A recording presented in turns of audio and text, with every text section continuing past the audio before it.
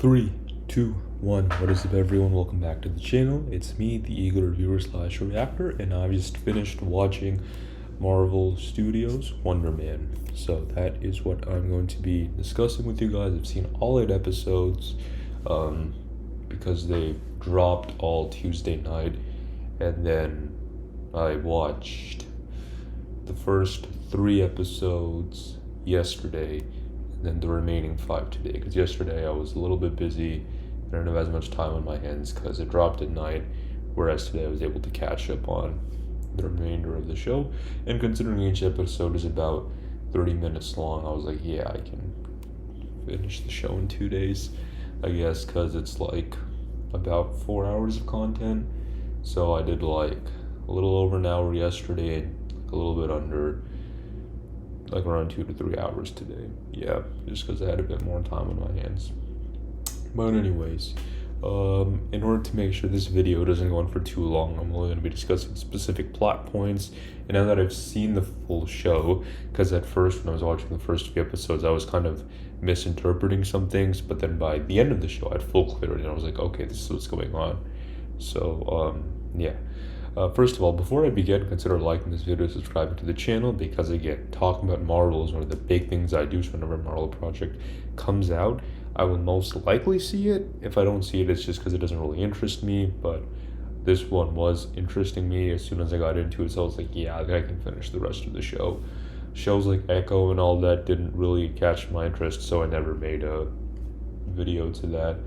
What was the first piece of Marvel I started discussing? Because even now I have to think about it.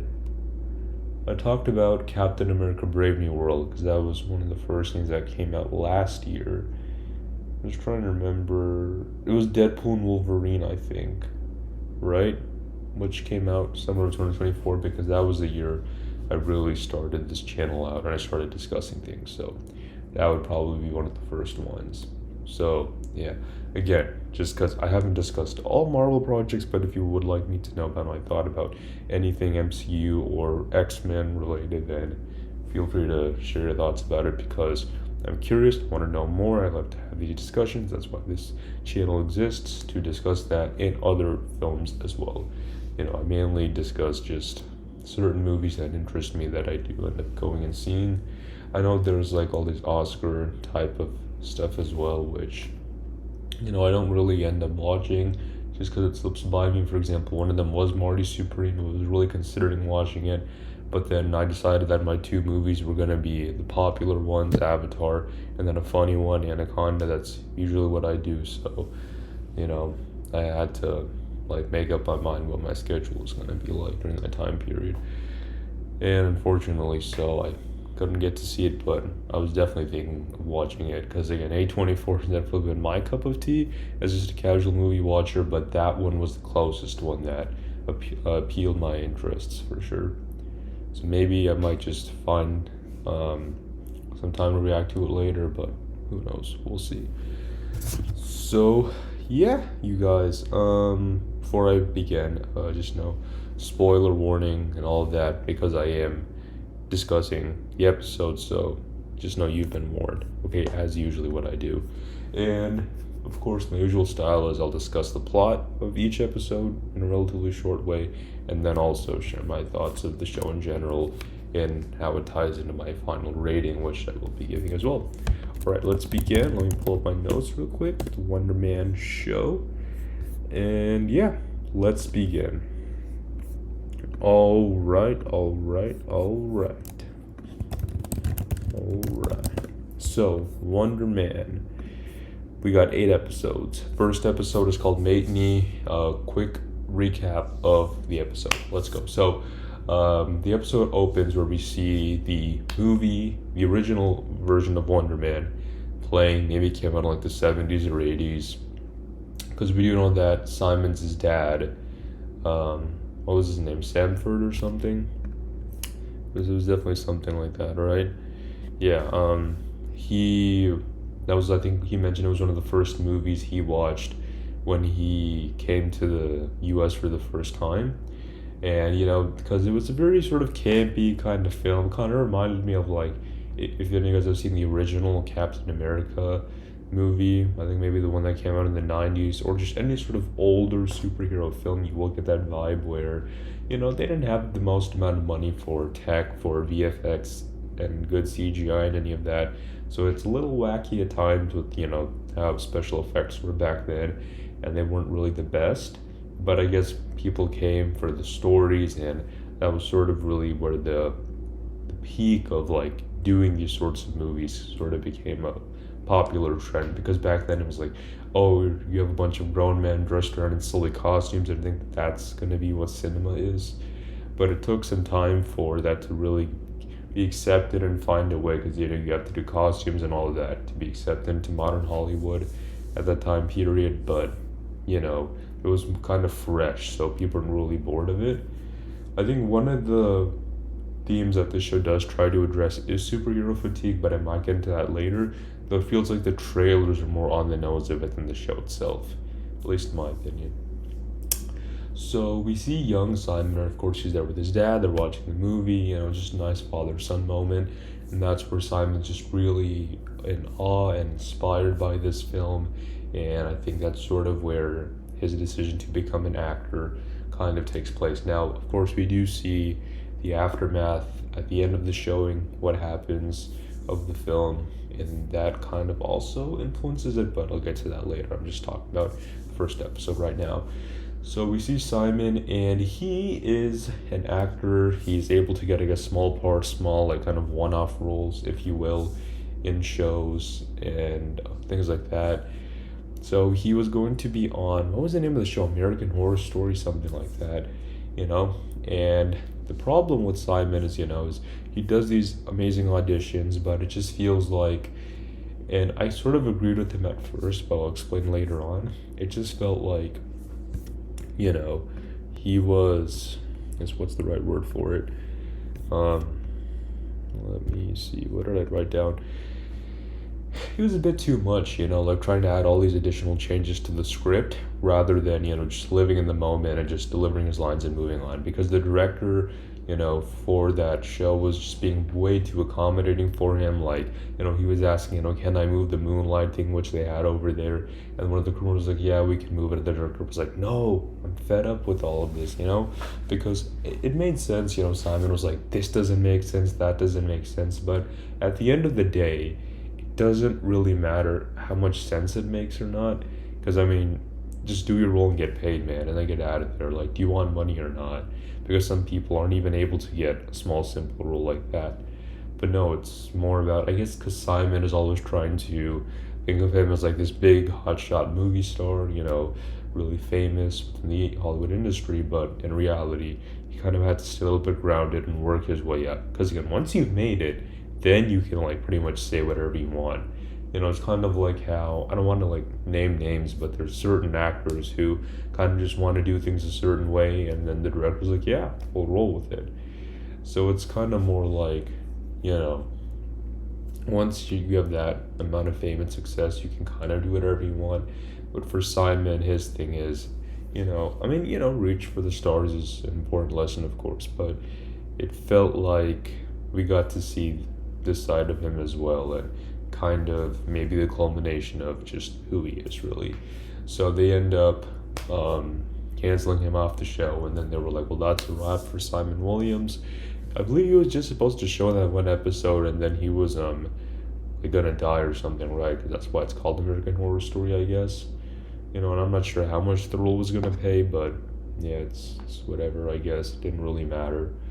So after that, he comes back to his apartment, and then he finds out that his girlfriend is moving out. What was her name? Like Vivian or something? Yeah, I think that's right. And, 'cause at first he's confused, what's going on, but, she's taking her stuff and she's leaving. And, she mentions how Simon never really let his full self into her, like he never showed that side of him. And she kind of just felt like, just wasn't worth her time, so she ended up leaving. And yeah, that happens. So we can kind of see these small little dips into Simon's life happening. And, he's not happy about the news that he hears. So I guess when he sort of gets a little bit angry at any moment, he sort of does show off his powers. Though in the first episode, it's not as a parent, kind of, because you could just be like, oh, that's just a typical California earthquake, nothing to be shocked by. But no, that was definitely him, because when his powers get activated, his eyes do start to glow, right? So that is what happens. Yeah. Afterwards, we see that he is at the matinee showing of a movie that I've forgotten its name already. That's why that's the title of the episode. I think matinee just means that the showing is that was for adults. I guess that's why they were primarily there, because he was there to see a movie, an older movie, which is already out, which is a real movie, by the way. I'm pretty sure that they were playing. And before it starts, there's this guy in the audience who's making a lot of noise because he's on the phone. Now, the movie hasn't started yet, but if you recognize that voice, you knew it was none other than my goat, Trevor Slattery. Trevor Slattery, Ben Kingsley's back. And let me just say, you guys, when I first found out that he was going to be in the show, I was just thinking, okay, what have we seen him in thus far?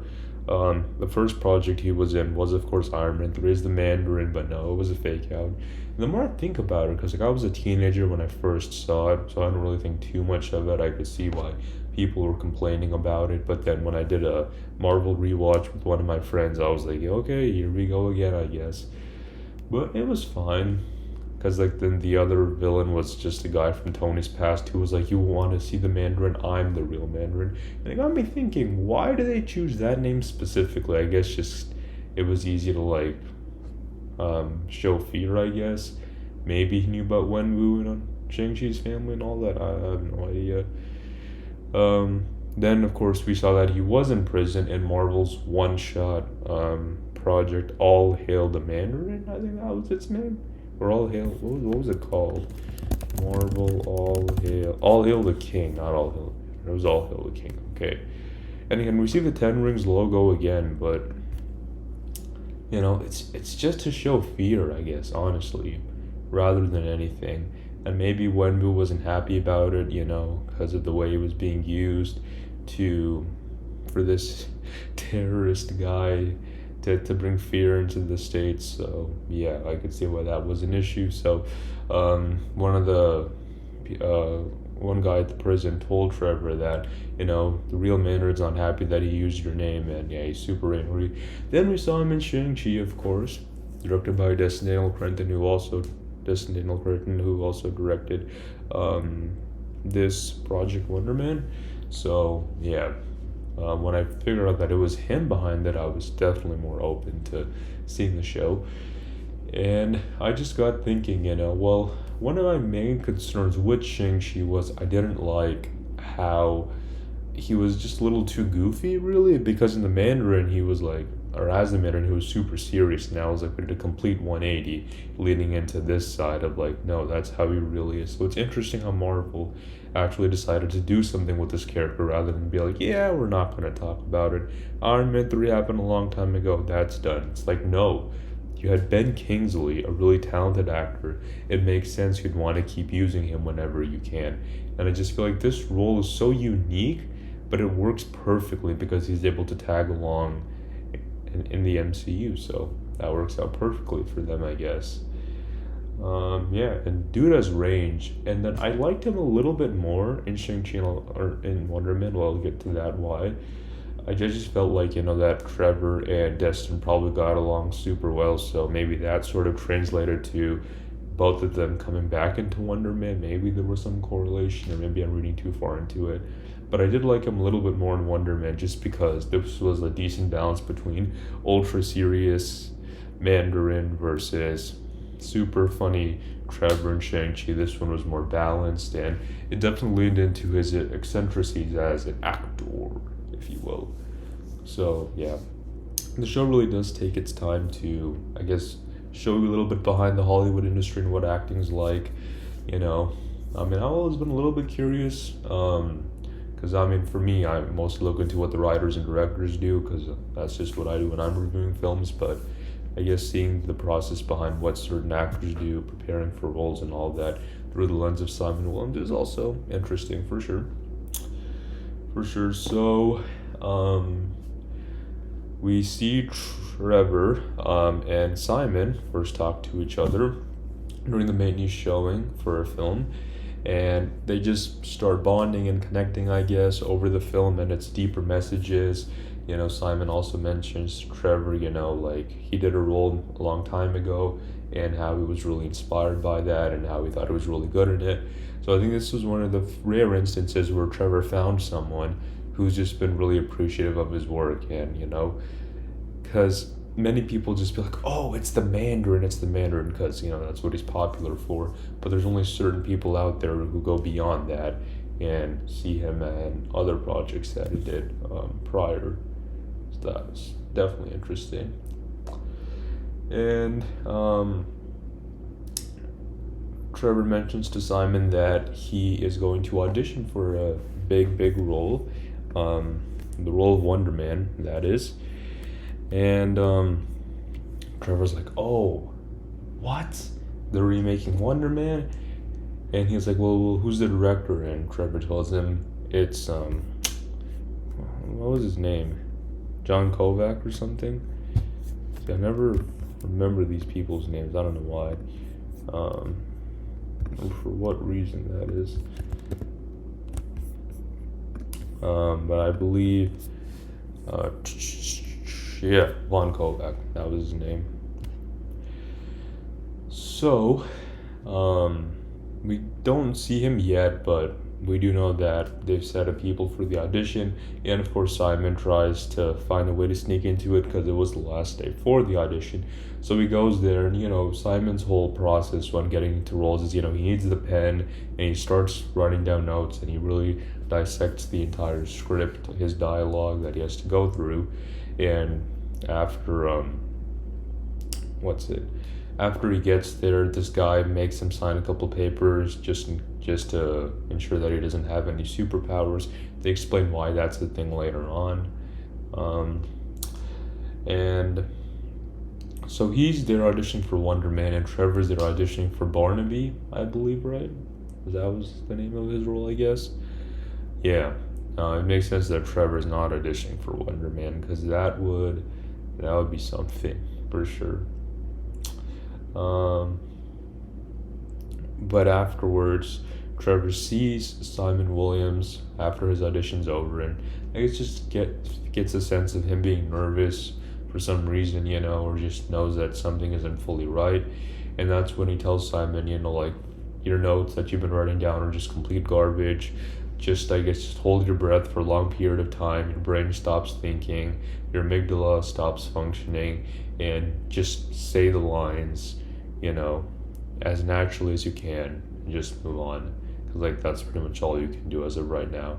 You don't need to really feel pressured by the amount of people who are there. Just go out there and give it your best shot. So yeah, that was pretty decent advice. I think that's one of the things I did like about him in the show is he's been very supportive and very helpful to Simon.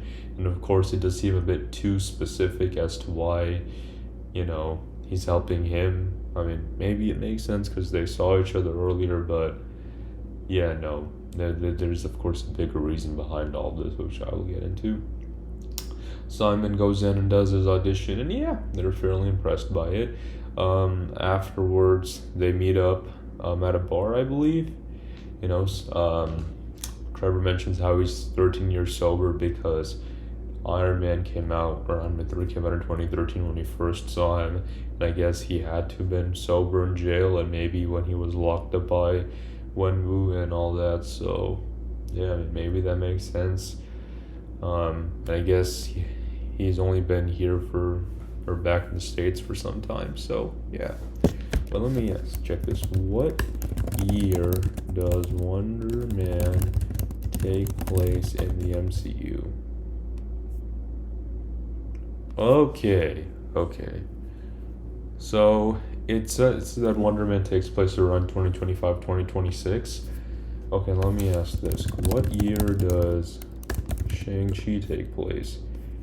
Okay, so Shang-Chi and Legend of the Ten Rings takes place in spring 2024. So I'd like to imagine this would be somewhat after.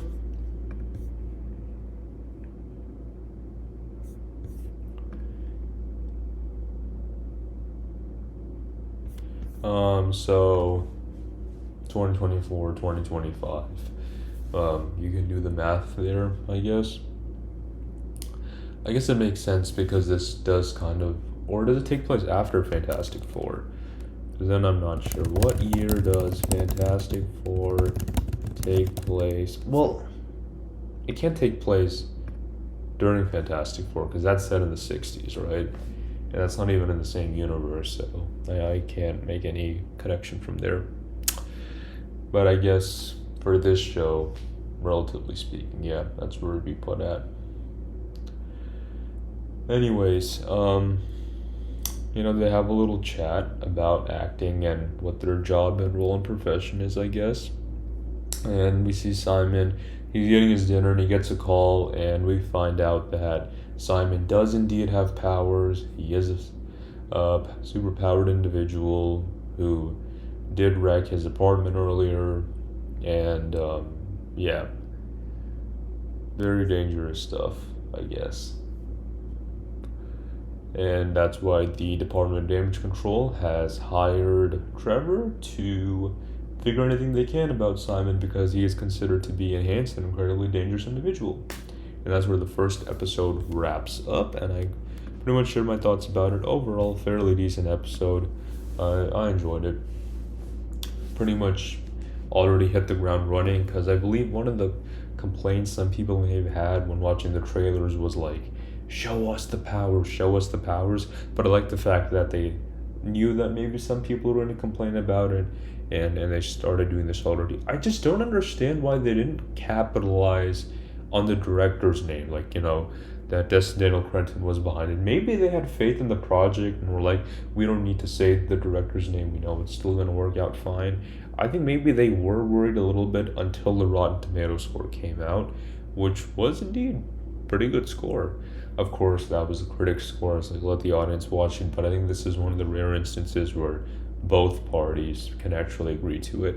Just because it feels really different, but if you're into the stuff like the studio and all of that, and just want just a little break behind the rest of the stuff, because for me it kind of felt like WandaVision, it would do like sort of sitcom TV, and have its own thing, and that was kind of different till the last episodes, which is where the action happened.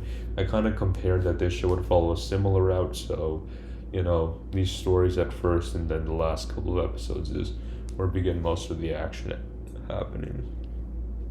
As far as the first episode goes, I was entertained, and I was like, yeah, let's keep going from here. So yeah, that pretty much touched upon everything from episode 1. Let's get into episode 2. And episode 2 of the Wonder Man show. What do we got? We got, what was it? Self-tape? Yeah, the self-tape. Okay.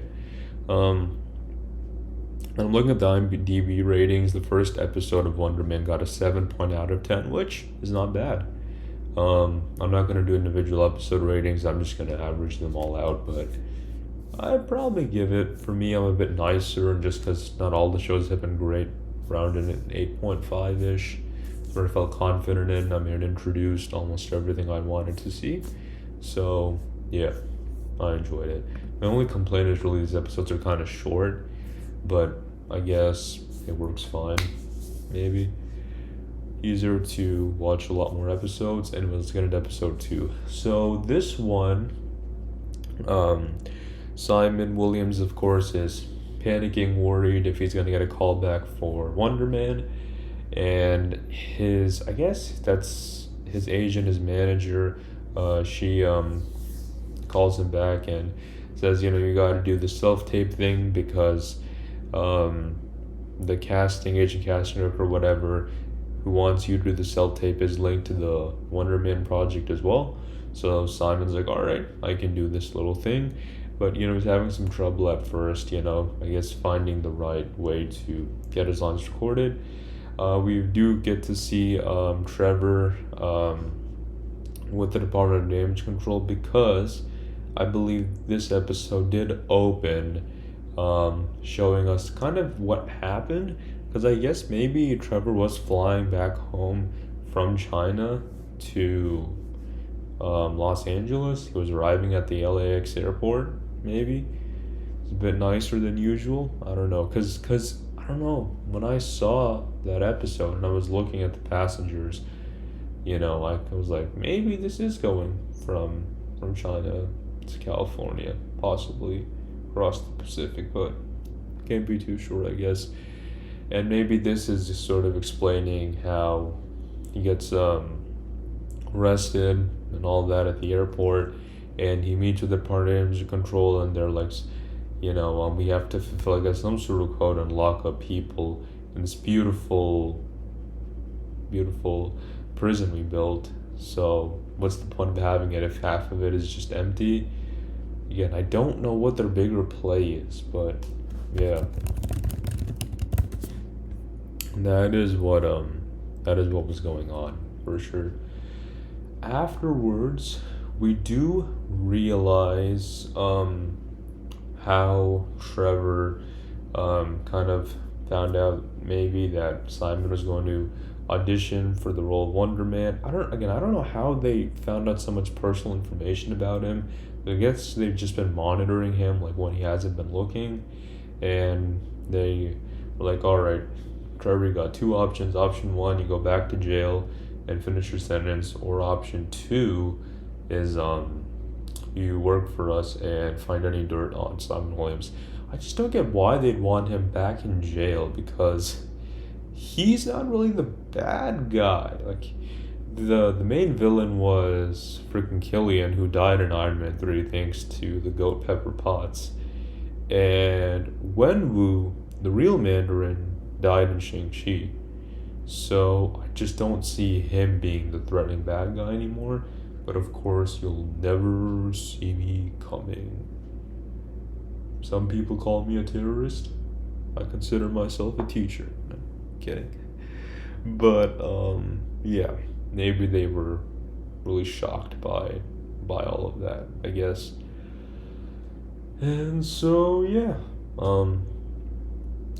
he is checking up on Simon Williams because he needs help with his audition, so he has to like find a way to I guess be like, yo, if you need help, I'm available, so let's go to your apartment and start getting the self-tape done.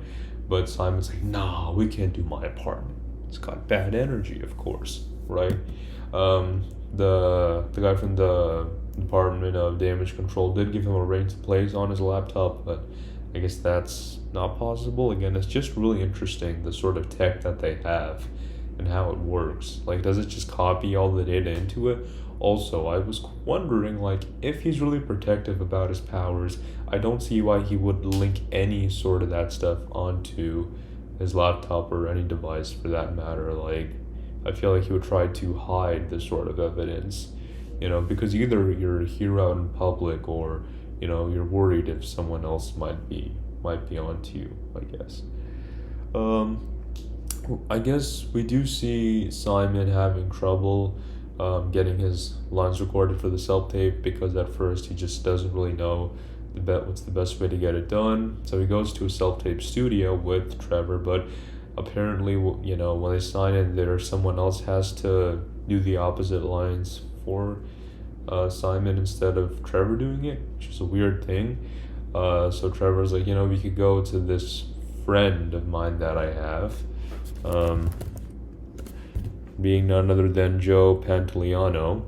And in this show, I guess he was told to act like rude, arrogant guy, I guess, because when they're there, he seems kind of nice and all to Simon, and being like, oh, I got all this food for you. Gave a very interesting speech about, Hollywood. It's like, once you learn to fake success, you're pretty much golden, I guess. And he starts calling Trevor out, saying it's a good thing you're done with Hollywood, you don't have to worry about your weight, your appearance, any of that. And I guess Simon was starting to feel bad for what was being said to Trevor. And I think this is a really interesting moment where their care for one another first started to show, kind of, where Simon decided to stand up for Trevor and was like, yo, this guy just got, did an audition with a big, keep forgetting his name, Jan Kovac. Von Kovacs. See, I keep forgetting the first letter. Von Kovacs movie. The bad the bad leader guy from freaking Superman. That's what I called him in my movie reaction to that one. I guess you can check it out if you'd like to. No, but after he finds news about this, he's like, "Yo, Barry, what's this Von Kovac movie? Why am I not in it?" And it's just funny to see like maybe this could play out in real life. Who's to say? So afterwards, they're just like, you know what? Simon's like, let's just do this, get it done in my apartment, because they also did try doing it in Trevor's house, but there's just too much noise going around. So yeah, couldn't do it there. But I think now they were a bit more calmed down, ready to get it done. Simon was a bit more confident himself to just get the lines out naturally. Of course, Trevor was there, reading the other lines as well, and yeah, it worked perfectly. The self-tape looked really good this time. Everything just came out nicely, and Trevor told Simon, you'd be crazy not to send this in because it was done pretty well. So Simon sends it to his manager, and yeah, that's that. And of course, Trevor takes out his ring and places it on Simon's laptop because he has to, or they might lock him up if he doesn't comply to whatever they suggest. And I'm just wondering how all this tech works. Like, it's just going through, I guess, all the files and stuff, maybe. Like, is it scanning for more particular ones? How much memory can it store in that ring thing? Or is it just, like, somehow transferring the stuff from his device to theirs? I'm not really sure, like, how any of that stuff works, but whatever. And of course, because his apartment was damaged a little bit earlier, and I'm assuming this must have happened before. It's not like the first time we saw this was in episode 1. I have a feeling he may have gotten angry other instances as well, when maybe he didn't get a role that he wanted or something else, concerning had occurred. So yeah, again, I'm not really sure about that. But he does see the damage done on the wall. Of course, I'm trying to cover it up. When he uncovers it, he sees the mess about it. And he's sitting there, and then Simon shows back up again. He did ask him earlier if he wanted pizza, and Trevor was like, yeah, it sounds good. Sounds like you want pepperoni. And then he walks in, and yeah, they both are aware of what happened, but no one says anything. Trevor just goes, yeah, pepperoni, sounds great. And the episode pretty much ends up there with just shocking stuff being found out and no one saying a single thing about it. So yeah, what a great way for episode 2 to conclude. All right, I think my other thoughts about it are pretty much the same, honestly. It's like, what you gonna do, I guess, about it. Not much else to say. I think this one was rated around the same as episode 1, so are my thoughts, at least on IMDb anyways. Yeah, I think as of right now, there's been about 1,000 people who have rated the first episode and around 800 people who have rated the second episode, so yeah, not bad, I guess. But it's interesting how, like, all episodes on IMDb are selected as top rated. I don't know if that means, like, they're all good or if, like, the ratings are around the same. Not sure. Anyways, let's quickly get through episode 3. Okay, this one, it's called Pacioma. I don't know how they pronounced it, but it's the name of the town where Simon Williams grew up in. We do get to see the opening of the episode as sort of a prior flashback to a fire, which is definitely an important incident where a fire happened because I guess Simon left the stove on. He didn't really know what to do at first, and maybe some stuff got burned down as well. But when Simon's mom took Simon to see the doctor was like, yeah, no, he's perfectly fine. No, like, burn marks or anything. Like, he's breathing normally. He's all good to go. So maybe his powers did get activated. And I was also wondering, like, was it really a fire that caused it from the stove, or was it something else? Because even the doctor did ask him, it was the stove, right? And maybe it truly was the stove, maybe it was something else, I'm not sure. And I'm assuming the dad must have passed away beforehand. The show never really discussed what was the main cause of his passing, so I'm not sure. Like, was his powers activated before that, during that, in between that and the fire, or afterwards? It's like, not really sure. Or maybe it's when he fell from his dad's bike. that could have been it. It probably wasn't when Simon went to see Wonder Man for the first time. I don't think that was it for sure. So no clue. Because I mean, he also addresses it himself that he just wasn't really sure how any of this happened. I was wondering maybe it was a connection with his dad or something else, but the show never really cared about explaining that for this season. I don't know how much of this correlates with the comics, and maybe that would give a more definitive answer, so I'm not really sure. It is interesting, though, how Destin decided to start the story off because we know he has powers, but it's not like Spider Man where everyone knows how it all happened. It's like we kind of have to put the pieces together on his own, putting us in the detective forefront seat and trying to figure out the clues on our own. So the Department of Damage Control somehow knows that Simon is going to visit his mom for his birthday party in Pasioma, and Trevor can tag along. And so of course he has to act all dumb and find some reason to be like, yeah, I should go. And Simon's like, I guess it would be nice to have a buffer, you know. So under that excuse, they are able to go. And Simon also does mention, I just don't mention I was fired from American Horror Story, and Trevor's like, yep, won't say a single thing. So they arrive there, of course, to be answered by Simon's mom. She's there at the door. Because I feel like Simon's like, I guess, one of the only ones who doesn't stay in their hometown anymore, maybe. And it kind of feels sort of like, maybe from other things I've seen, other forms of media, maybe even in real life, where it's maybe like only a few people from the family leave for work or for any opportunity or any reasoning, I guess, and everyone else is just kind of still there in their original hometown. So yeah, the mom is just delighted to see Simon. Of course, she's always pretty much been a huge supporter of him, been rooting for him, so she acts like the very caring mother, of course. His brother Eric, though, on the other hand, okay, I still want to see if this is correct because they did address his brother. Is he like not the freaking Grim Reaper guy? Like, or that's what they called him. His real name in the show is Eric Williams, of course, but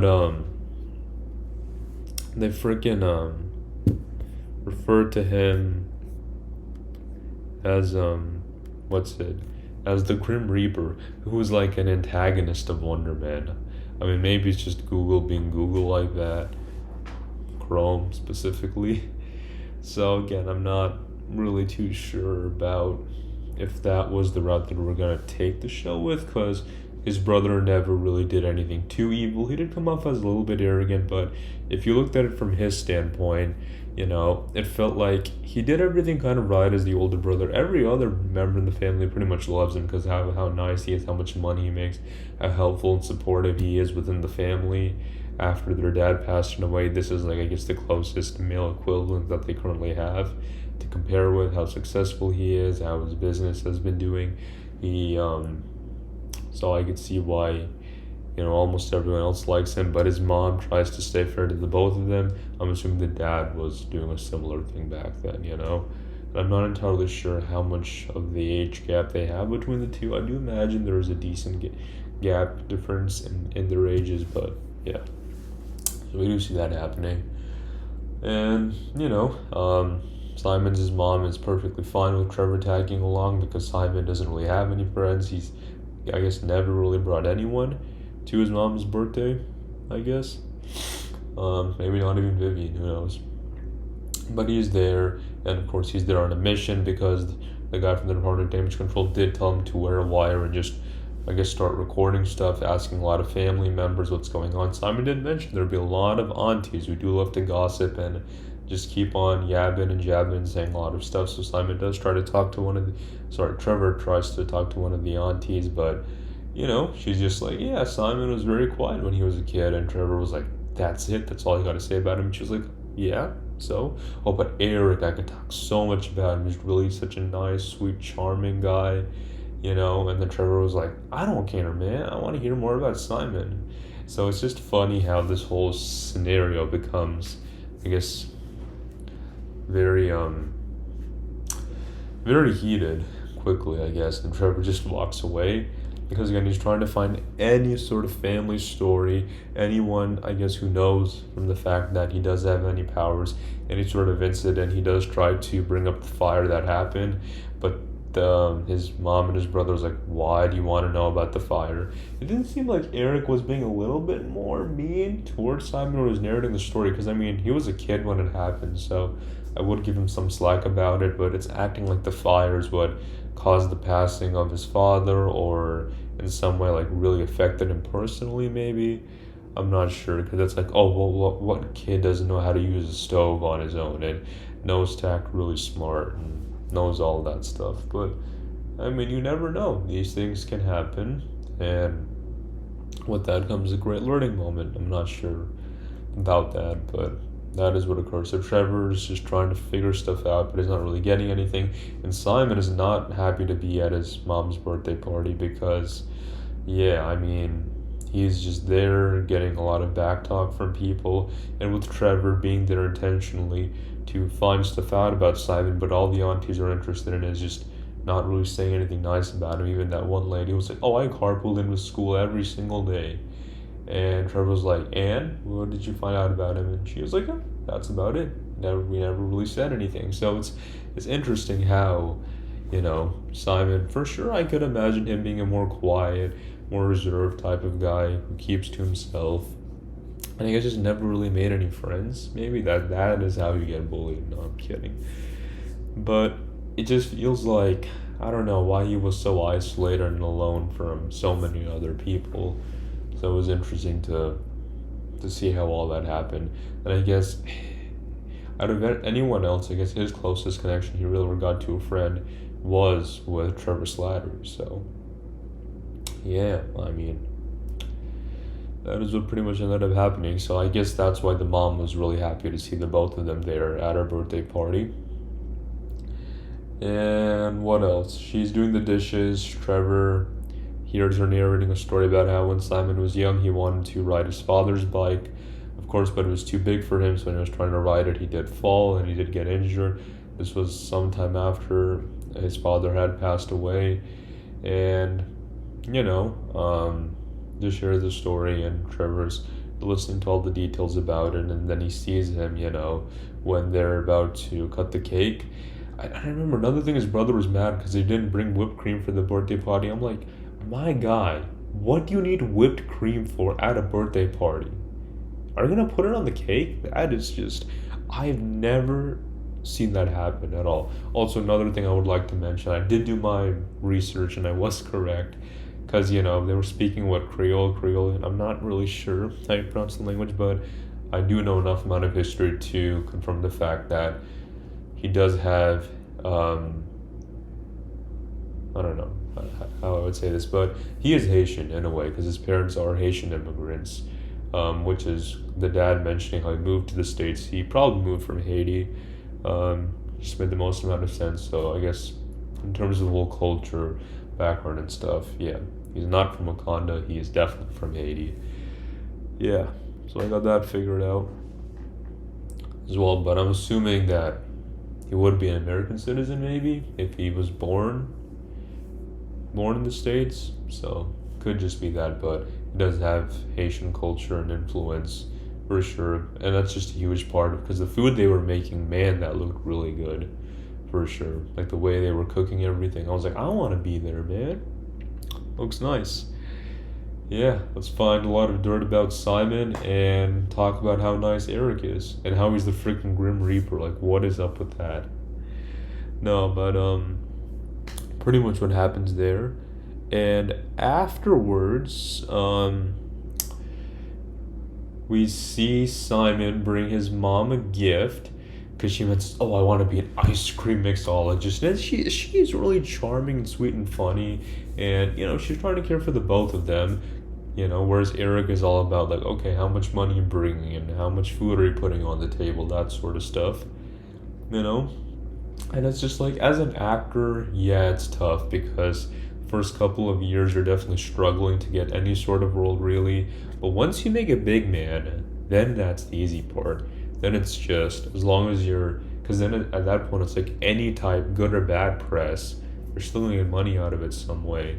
Simon just needs to make it there, hopefully using the right path. And after that, see what happens.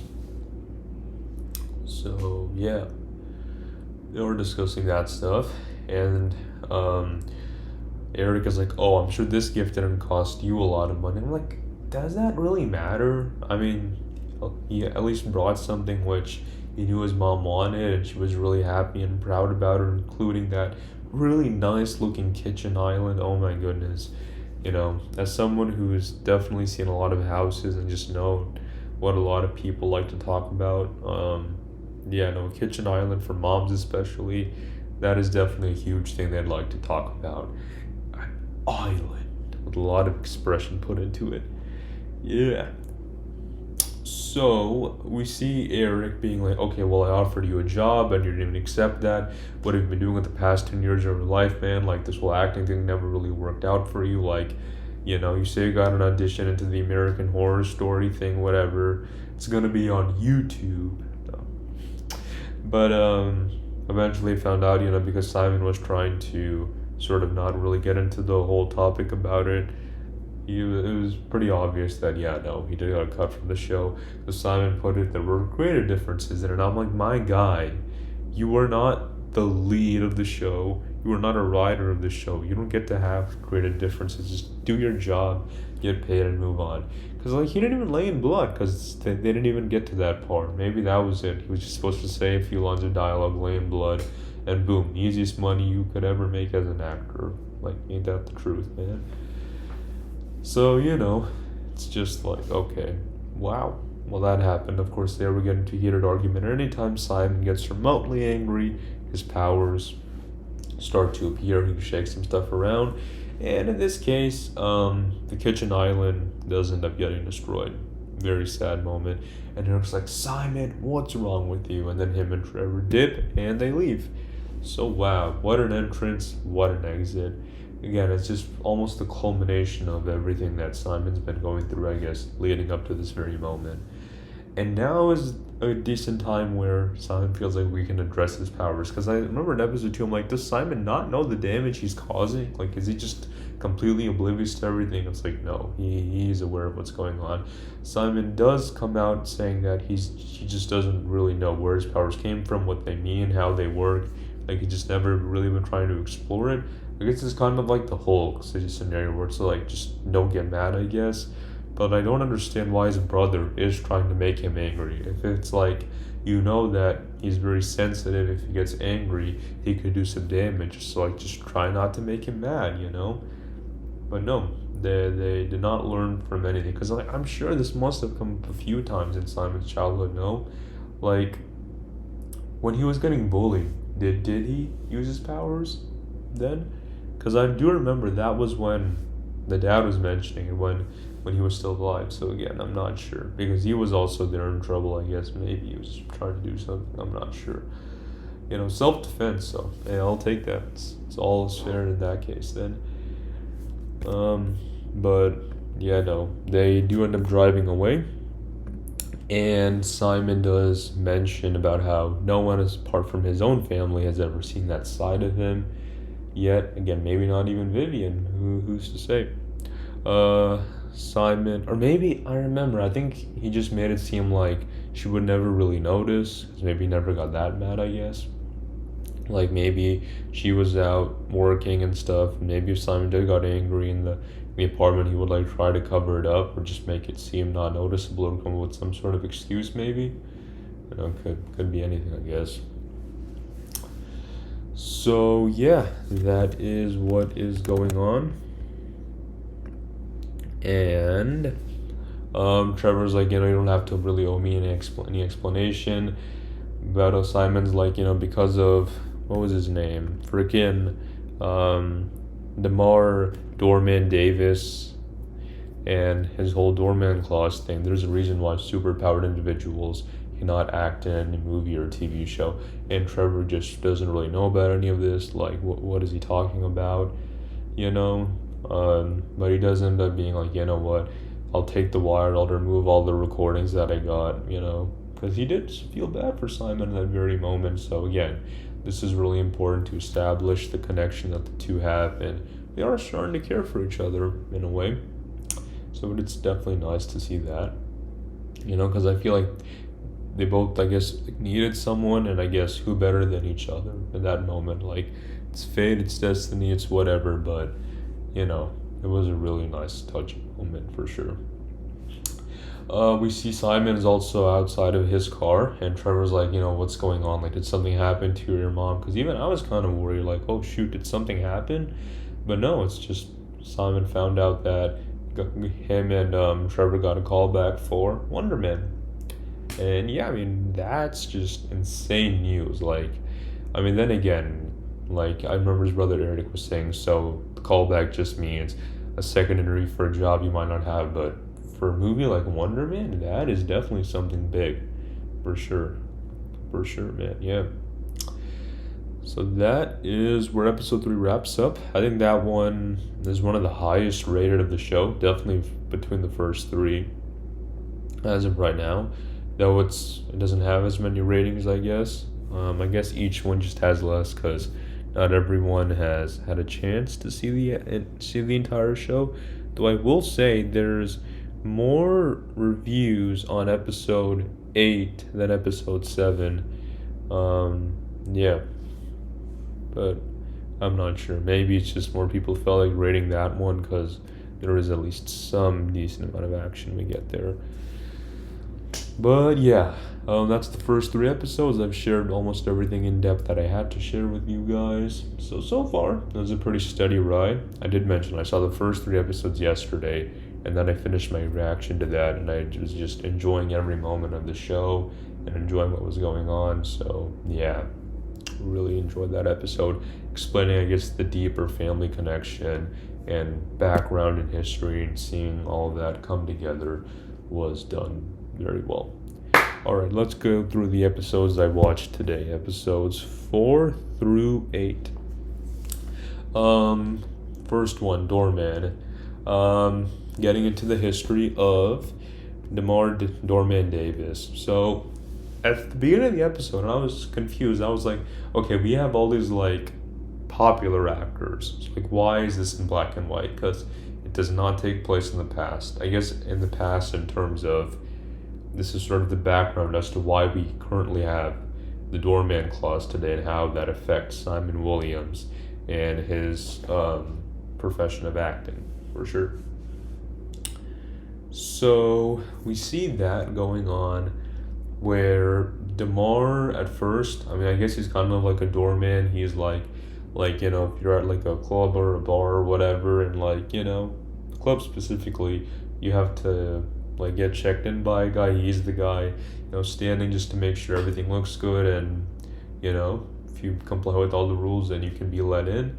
And he's having a fun time with his role because his manager not his manager, his freaking boss comes up and talks to him, and she was like, "Yo, Simon, are you sure you're and I forgot what was the name of his boss, but I do notice that Roxxon. Was that the name of the bar, or because that was the name of where he put his garbage down the into the whatever you call that thing, the big box thing where you put your garbage in. It did say Roxxon over there, and Roxxon for me is very familiar with Spider-Man, more specifically, the PlayStation Sony games. Yeah, so I'm like, is there some sort of tease we're doing, some sort of connection we're setting up, like Roxxon in the MCU? In the MCU, could we see him and Spider-Man together? Yeah, so I was definitely thinking about it. So, anyways, his boss does mention, like, are you happy, Simon? Like, other people living in LA want to be an actor. They have these really big dreams. They want to aspire to be something bigger. But DeMar's like, no, I'm happy where I am, decent amount of pay and fairly stable job, I guess. Yeah, it's decent living, I'd say. But afterwards, and again, I saw the whole Roxxon thing. I'm like, and then we see like this sort of black goo, I guess. I'm like, okay, there's no way that's like Venom or like any sort of symbiote. I'm like, nah, like they can't do that here. So I'm just confused. Like, I'm assuming there is a real character named Doorman in the Marvel comics based off what I read, but I'm not sure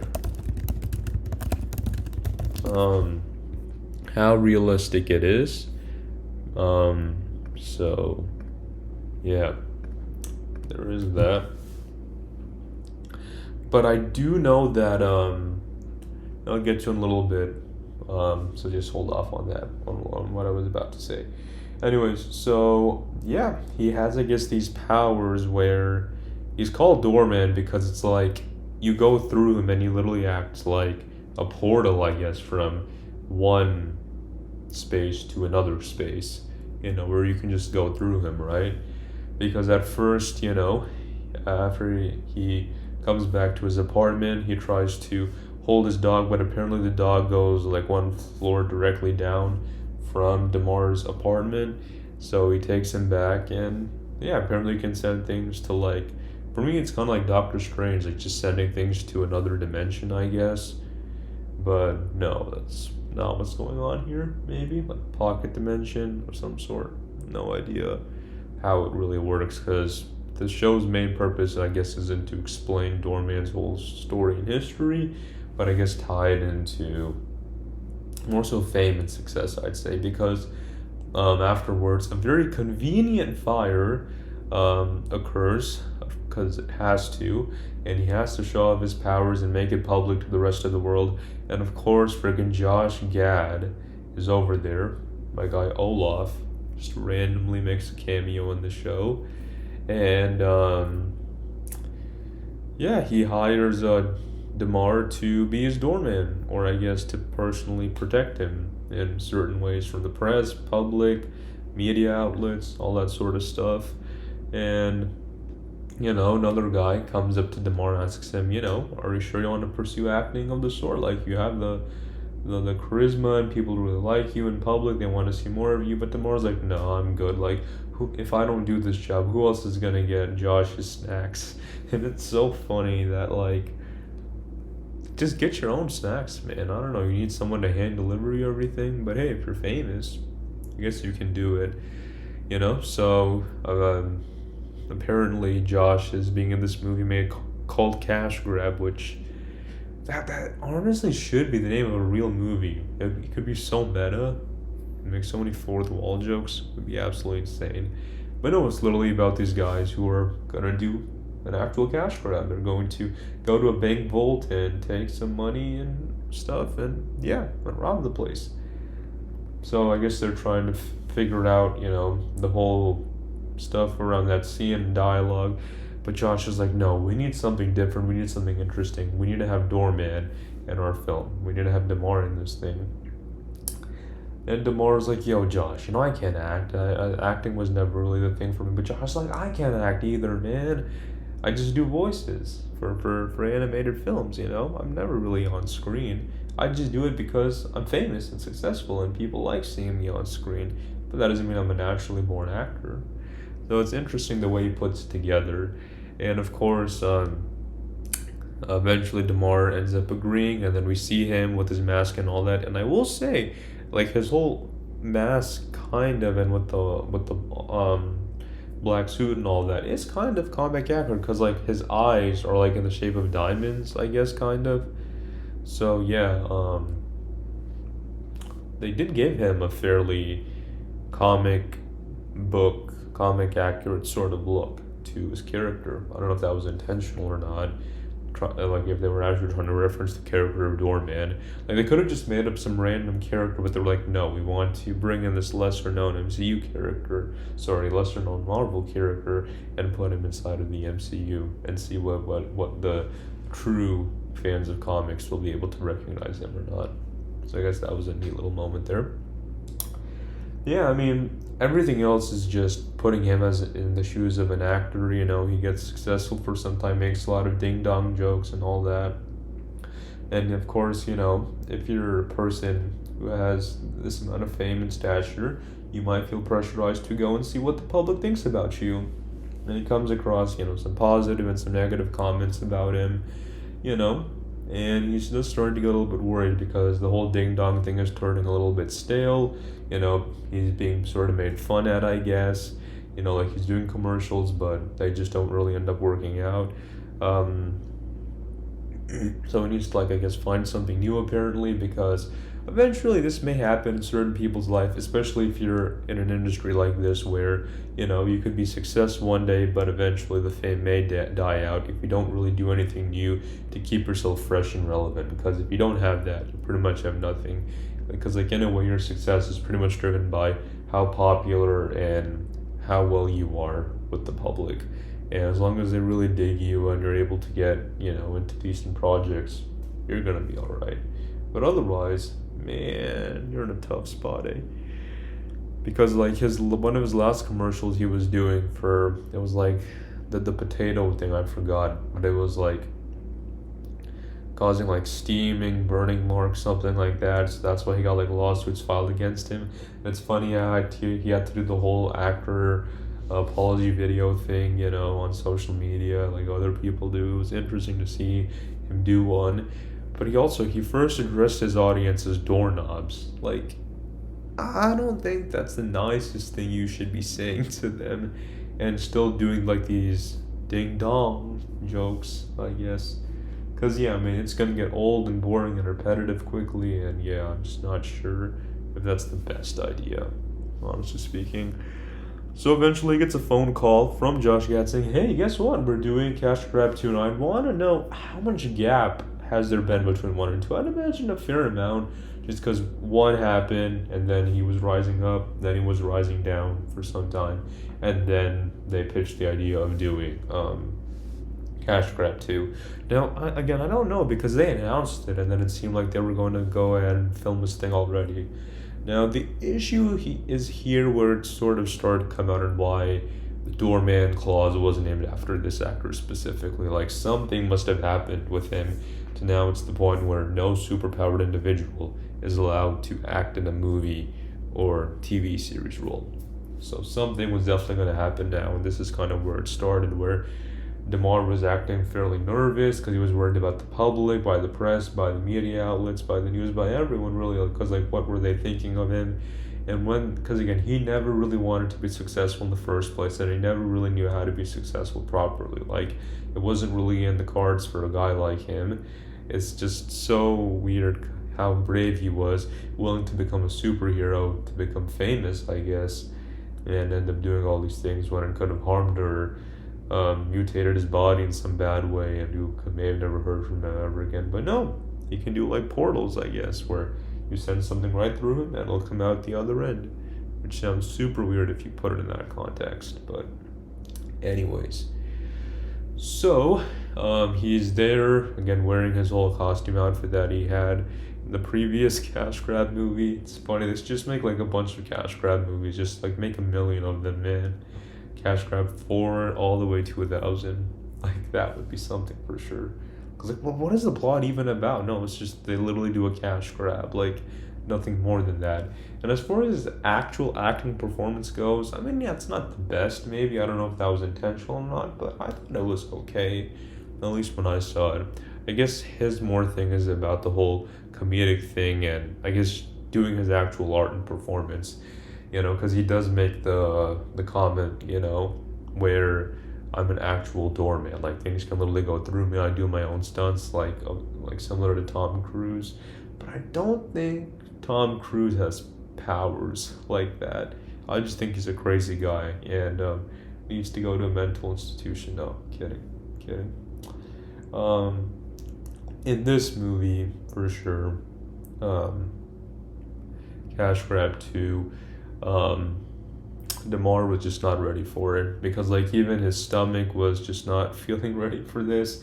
And again, I just feel like he needed to really get his powers tested out. And how did no one, like, no organization, nothing come up to him about this? Because it's not like this took place way back when. It's only in black and white just to show this happened a few years ago. Like, what year are we taking place in? Because freaking Frozen came out in 2012. So, like, this has to be in, like, the 10s for sure. Or, I don't know, 2023 if we're, like, post-Snap era. Who's to say, I guess. Anyways, Yeah, it just went terribly wrong this time when they were trying to send all that money through him because he was just not ready for it. His stomach was not feeling it. And when Josh tried to come through, yeah, either he ate him, he's inside of him, or he spit him out. Yeah, Josh Gad is just gone. He's not there anymore. Where did he go? Who knows? And what happened to DeMar Doorman Davis? Who's to say either? He's just not there anymore. I guess maybe they locked him up or something, and people are wondering if he's gonna show up in Hollywood again. It's like they got him. They made him disappear from the face of the Hollywood industry. So no one knows what he's up to, I guess. Yeah. And Simon, upon hearing this, I guess this must have been fairly recent because when Simon was reading this was when he got a part in some role, I guess, where he was dressed up, like as a nurse or a doctor or something maybe, and hearing this, and so I'm assuming it must have been somewhat recent upon hearing this information. And now he's like, if I have to sign on to anything, I have to make sure no one finds out that I have powers, or it could end really badly for me. So yeah, I guess maybe that's why when he was a child, it never deterred him from being an actor because the type of clause didn't occur before, and maybe Demar was like I guess the first instance of this to occur to the point where it became like global news headlines and all that sort of stuff to the point where they actually had to make a clause, and they did name it the doorman clause for a specific reason. So yeah, that is what ended up occurring. And that's why Simon explained in the last episode why no one can find out that I have powers, because if they do find out, I can never act in the Hollywood industry ever again. So, yeah, it should be horrible, horrible stuff considering he just got a call back for Wonder Man. So, yeah, and that is where episode 4 ends. Doorman, and yeah, I covered everything about that particular episode and shared my thoughts about it. Again, I had fun with that episode as well, like seeing all this stuff come together. Yeah, I really enjoy that one. Alright, let's get to episode 5, which has a higher rating. This one is 7.9 on IMDb. I'll explain the rest of them later as I get through it. This one is called Found Footage, and I do have to say, as far as episode 5 goes, before I get into it, man, this is a very chaotic episode to say the least. Right, so in this one, Simon is with Trevor. They're both at a bar, I guess. Like, I guess celebrating the fact that they got a callback for Wonder Man, which of course is huge news. Right? And Simon's like, man, this is not right. I should go back home, get some sleep, get well rested, maybe head to the gym, maybe do a couple of push-ups, stuff like that, so I'm just ready to get into the role. But Trevor's like, nah, man, we need to celebrate. Calm down, man. We gotta relax. Because you see Simon, on the other hand, like overthinking, overanalyzing everything, whereas Trevor is just pretty much living the moment. Like, the fact that he's only here is because of borrowed trust and borrowed time, knowing that this whole thing can't really last forever, Because, yeah, something's gonna happen eventually, I guess. Yeah. For me, I just don't like the Department of Damage Control. Like, those people are just so annoying. It's like, just get out of here, man. If anything, I remember the people who were doing the whole house arrest thing from Ant-Man and the Wasp, and you didn't like them because they were chasing them, but no, those guys were actually cool, and they had this swag and aura to them. What was his name? James E. Woo, something like that. Dude became a really cool guy in WandaVision. And have we seen him in anything else? I don't know. He wasn't in Ant-Man and the Wasp Quantumania, was he? I don't remember, but dude, I'd love to see more of him. Like, I'm glad that they put him in WandaVision. Again, I just love seeing it when these side characters get a lot more screen time, like when they are like, just brought more to the forefront. As long as they did a really good job and bring a lot of, comedy or seriousness to the role, just keep them sticking around. It's freaking Marvel, man. We don't only need superheroes as long as it's done right from quality perspective. We'll enjoy watching it. So, in this particular episode, the Department of Damage Control is not happy, of course, that Trevor hasn't really found anything about Simon Williams yet. But of course, he has to gain their trust and be like, yeah, no, just let me keep at this thing. Hopefully I can find something. The main plot line of this episode revolves around the fact of, they're about to leave the bar. Of course, Simon eventually does end up feeling a little bit proud in himself, considering, like, nah, at least I got it, and there were, I guess, some fools who didn't end up getting it. So, yeah, this was a little bit of a happy moment. And just as they're about to leave, we definitely find some bad, shady guys, of course, who first go to Trevor, and the guy's like, "You really don't know who I am?" And Trevor's like, "Well, I'm sorry I don't, but no, I just don't know who you are." And he's about to shoot Trevor because of all the bad, shady things he did back then. But it's like, my guy was locked up, okay? I'm sure there was a reason why he couldn't pay his debts that he owed you back then, whatever dangerous stuff they may have been. And, Simon, of course, is also kind of caught up in this mess, so he's like, alright, screw it, I gotta use my powers for this. And I don't know if he's ever used his powers, like, for, like, a scenario like this before, and I'm sure they didn't want to go all out with showing how, like, extreme his powers are. They tried to keep it fairly tame, didn't want to cause too much damage or destruction in this case, just enough to, I guess, like, knock him out and make sure that Trevor is safe, I guess. Now, my only thing is, it's not a problem if Simon knows self-defense and, like, he's trying to help him and Trevor get out of this bad scenario. The main problem is if Simon has powers. So I don't know if, like, I guess it would be pretty obvious that he did end up having powers. So yeah, I guess so. But then again, like, he could have done it in a way where it didn't seem like he had powers. He just knew how to fight. And that's true for a lot of people who they don't have any powers, but they are good fighters. That exists in the real world, So again, like, I'm not sure. Maybe it would seem kind of weird how Simon knows how to fight just like that. But hey, looks can be deceiving. You never know. So instead, there's this freaking kid who captures all this stuff on the GoPro. And I guess he just wanted them to chase after him, I guess. But it's like, if that's the case, man, like, slow down, okay? They need a chance to catch up to you. They make a lot of quotes about, oh, LA traffic, like, what's going on? And someone's like, it's freaking Friday night, man, what do you think? Trevor's like, no, the bowl must be happening, many moons ago when I saw it, when Cher was performing, I guess it was a whole funny thing. Eventually, they do find out where the kid is at, and they chase after him. And he's at a club, I guess, and the kid's just like, yeah, you see this guy that I know, freaking forgot his name, a Bastion or something. He stole my was it a bike? I think it was a bike, right? It was a bike or scooter or something. I think it may have been a bike, but he was like, this guy stole it from me. I want you to, like, just go meet him up, like, maybe give him a slap or two, and just scare him enough so that he ends up giving my bike back. And Trevor's pointing out, like, we cannot trust this kid, he's super shady. But of course Simon's really worried, because if he uploads that GoPro footage onto YouTube, like, his acting career is pretty much dead over then and there. So yeah, pretty serious scenario. So Simon Williams is like, alright kid, we'll go to this kid's house and we'll get you your bike back. Of course, Trevor's not really happy about this plan. I'm assuming there must be some sort of time gap in between, because the traffic was at night, and then all this stuff takes place in the morning. So maybe he didn't getting some sleep or not sure. But anyways, they're over there. So Simon and Trevor are going to the house, and they're trying to do this whole scene routine thing where, it's like they're from freaking Law and Order, like, they're here to do all this talking. But I'm like, if you're, like, police or anything, like, you should have some sort of identification, no?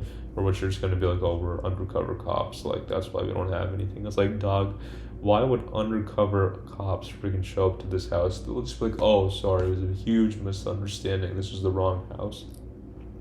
No, because I'm assuming that freaking nosy neighbor lady is just super worried, like, why are these people coming in, what do they want? She's definitely getting a little bit suspicious each time more people showed up at their house. But of course, the Mandarin was way too popular when they rang that doorbell. They were like, the freaking Mandarin's at this house, you guys. And it's insane. And then the freaking kid, I was like, yo, the Mandarin, dog. when I was a kid, like me and my friends, we tried doing Mandarin impressions, and the one he does is just super bad, and Trevor's like, "Are you trying to act like me? That is not what the Mandarin was like." Yeah, so it's just super funny to see a scene like that, I guess, play out. That was hilarious though, and Simon's like, "All right, look, what was it? It's like, if you just do the stuff we want, we'll leave you no harm, no foul. We just want you to give us your bike back to what was the other guy's name? I'm forgetting all this stuff, man. But yeah, no.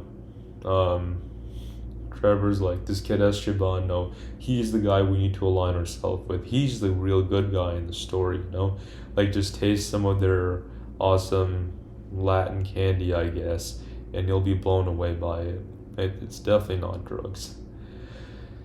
Yeah, and then like the girls like, oh, we have the Mandarin here. Why don't we just call them freaking Mandarins? Like he can come out and promote this stuff, and it'll go crazy all over the news, I guess. I don't know though, because dude was a terrorist. I don't think you'd want a terrorist advertising your product like that. It's not the best idea, like regardless of how he is, I guess. It's so weird. Like, why are they so chill with him? Like, were you not scared? Like, why are you so happy to see him? Like, or is it just like the public's fully aware and are like, okay, never mind, that guy was just a puppet. So now we're all cool with him. And if so, but no, the officers are like, no, you need to go back to jail, my guy. I was like, when he was about to shoot the guy, he was like, no, those weren't real bullets, they were blanks. So I'm just like, so the person who you said you shot is still alive? Like, what's going on? What's the full story here, man? Anyways, I'm going to sidetrack real fast. Oh, it's peach rings, right? That's what they made of. Yeah. No, they look good, man, for sure. I need to try some.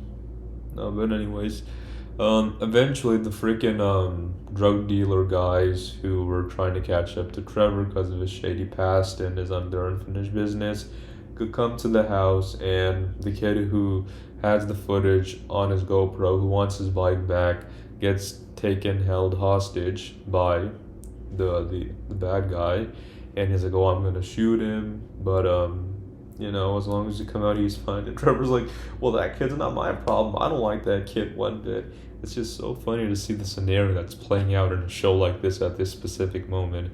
It's just getting super chaotic, and then Trevor's like, oh, shoot, man, I don't want any of this dirty business on my hands. And he's even feeling bad for the guy who, I guess, went all knives out on him and, like, started his own candy business, I guess. Like, dang, that's a very serious thing, I guess.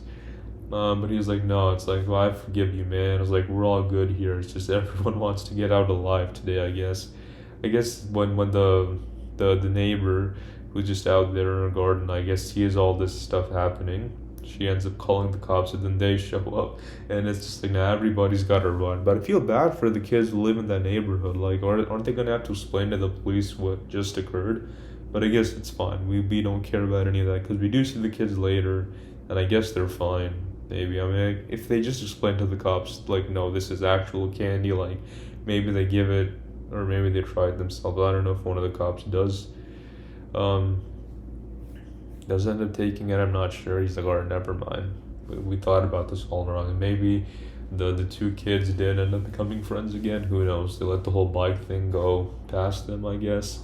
Because once Trevor does end up getting the footage, when the kid gives it to him, he's like, all right, Trevor, we got the footage. You didn't upload it to the computer, so we can still delete it, and your secret's still safe.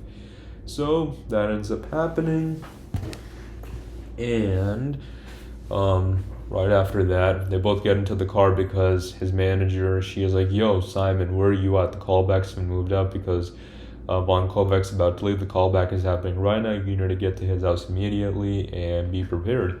And he hasn't even had a chance to read lines for the script yet that he needs to perform. So yeah, my guy is screwed. Not really fully rested, I guess, even though some time had passed. And after all this craziness that just occurred, I'm like, yeah, I'm not really sure if dude's ready for this. So both him and Trevor get into Simon's car, and they're both in the wrong seat. But Simon's like, I don't care, man. Just quickly drive. Start driving. And at first I was wondering, like, can Trevor Slattery drive? But no, apparently he drove fine. They went to his house, and yeah, that's I guess where this episode ends, right? Or maybe I'm missing some stuff. No, that is where it ends. Okay, yeah. That's the episode of season 1, episode 5, found footage. Alrighty then.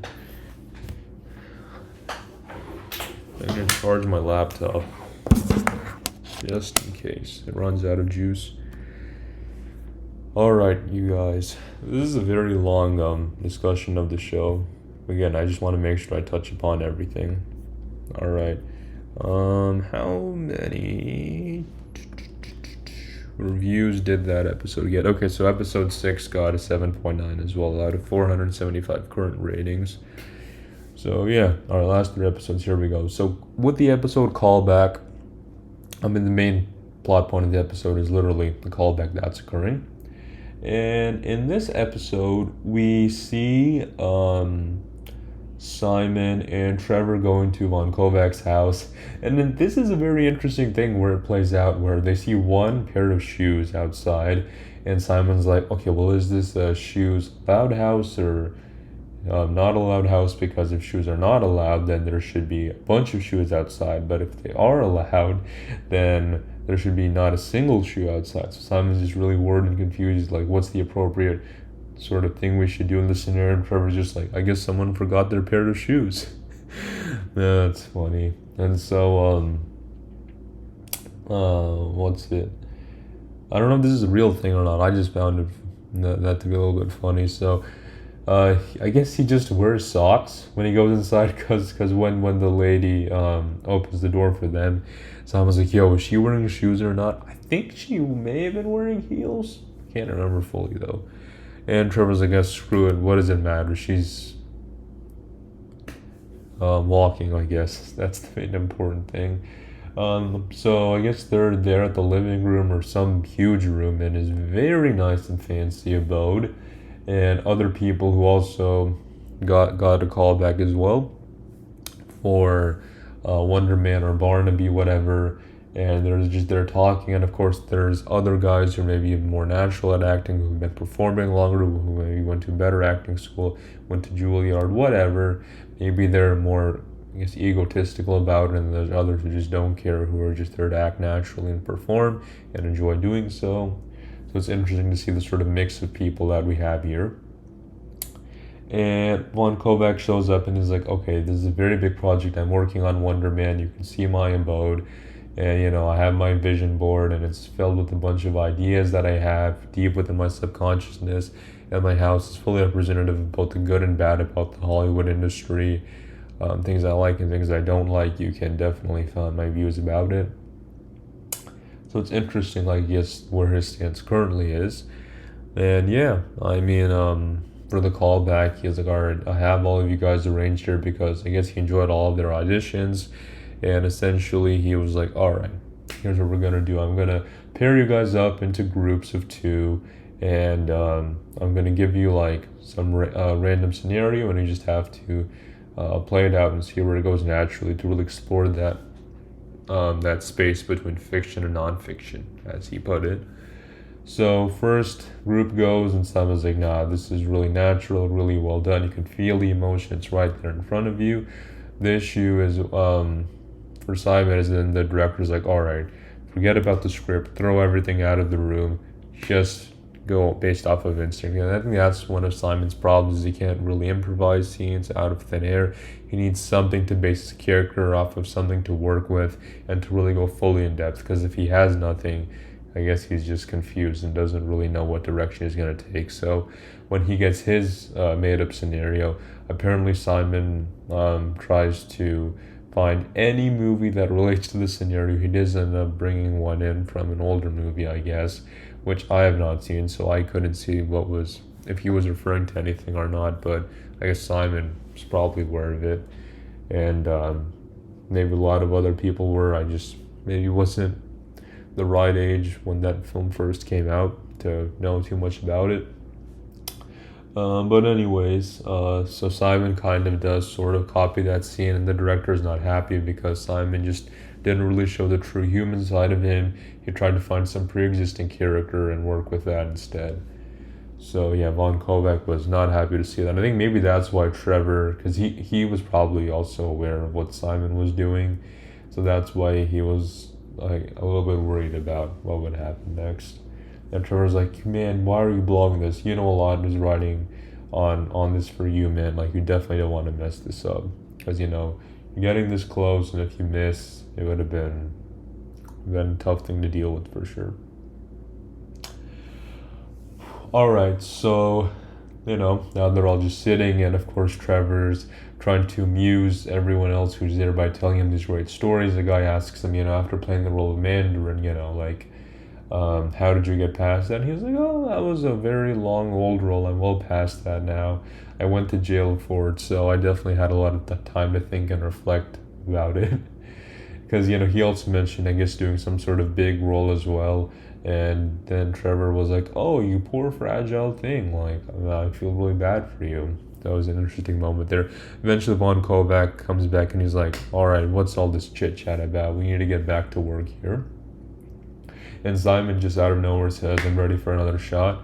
So he pairs him up with another guy and he gives him a description of a scene where I guess there are like two the scenario for this one is like they were both classmates in school, and they're like talking to each other. That's the main subtext behind it. And the scene begins, and after some time, it's shaping up to where the other guy who's like saying mean things about him is acting like, we all know your secret, you're a freak here, you don't belong like the rest of us, like we all have our opinions about you. But it's acting like Trevor and everyone else like were discussing Simon's powers and abilities, and he was like feeling offended by it, which I guess is why Trevor was calling this out maybe. And then Simon did end up punching the other guy, and I was like, there is no way that just happened. Like, I was so shocked about it, and I'm like, well now what happens next? But obviously it had to be a dream, because if this did actually happen, because I was because I thought surely after like a second or something they would be like, it's a dream. But no, like maybe like 2 to 3 seconds went by. I'm usually more used to like 1 and 1.5 seconds afterwards. But no, it was like we were still lingering on this for some time, like this actually really did occur. But no, of course it was a dream. He was sleeping, and Von Kovac was like, all right, screw this, man, you were sleeping, I had to wake you up. And Simon was just feeling really bad and sorry about it, and he just didn't really know where to go from here. So afterwards, he's standing in the balcony patio, I guess, of Von Kovac's house, which is a really nice view, man. Like, his entire house is awesome. And of course, Simon does decide to join him as well. Trevor decides to join Simon as well. And Simon's like, man, I can never really show the true, real side of myself because, people just can't really know who I am. And Trevor's like, the real you isn't, the guy who has, all your abilities and all that. The real you is all the experiences you've had as an actor, I guess, all the human things you've done and everything you've been through, the good, the bad, the hardships, the grief, everything. If you put all of that together and are able to show that, communicate that, and express that in a way, that is truly what an actor is, and that's how it'll come out naturally. And afterwards, they just start saying their lines for that particular scene that they just read. And I'm surprised that they didn't actually, like, ever, or anyone else for that matter, say their lines. Instead, it was all like a bunch of random scenarios that they had to act. And I could see why that exercise might be helpful, but for the purposes of Wonder Man, wouldn't it just make more sense for them to just see who's better at their lines in particular? But no, I guess not. And if that was his plan, it would have been cool to see Simon and Trevor, I guess, do some random scenario. But I think the main point of it is only if Simon's there with Trevor, only that way can Simon actually get his lines out naturally as an actor and do it right that way. Eventually, the lady, she brings Simon and Trevor out, and she does not say a single thing. Like, maybe she was paid to not say anything else in this entire show, because that's the last we see of her pretty much.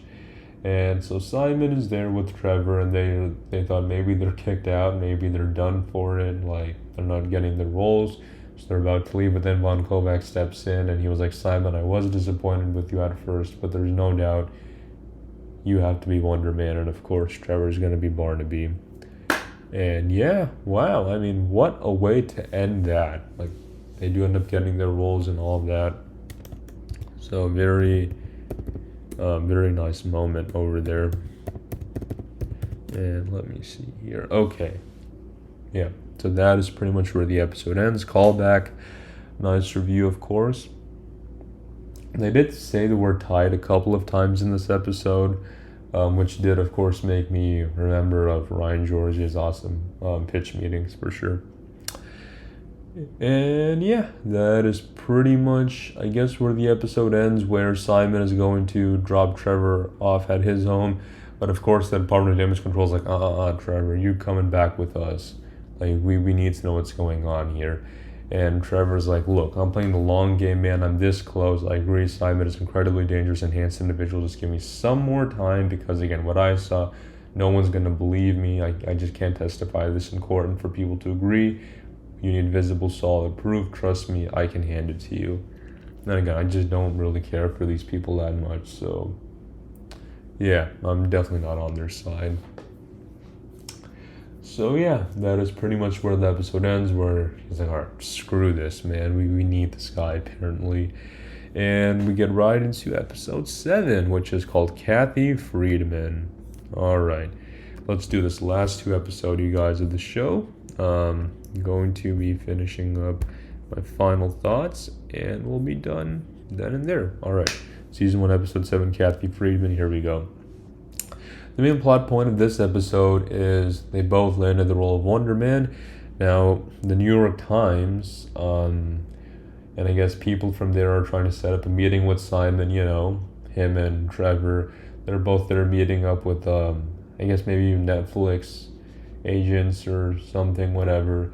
And this is an interesting point, as like within the Hollywood industry, where it's like you sign on for a big project like this and people are like, you got this, now you quickly sign and do this thing for us. But Trevor tries to give Simon some advice where it's more like, just don't sign up on any project that comes your way. Like, wait a little bit and then maybe see what you want to do instead, like maybe a play or theater. And Simon's like, yeah, maybe I should do theater, prove it to everyone else that I'm just not doing this for the money just to make a quick buck. Like, I have true actual talent in acting that I want everyone else to see that I truly can perform.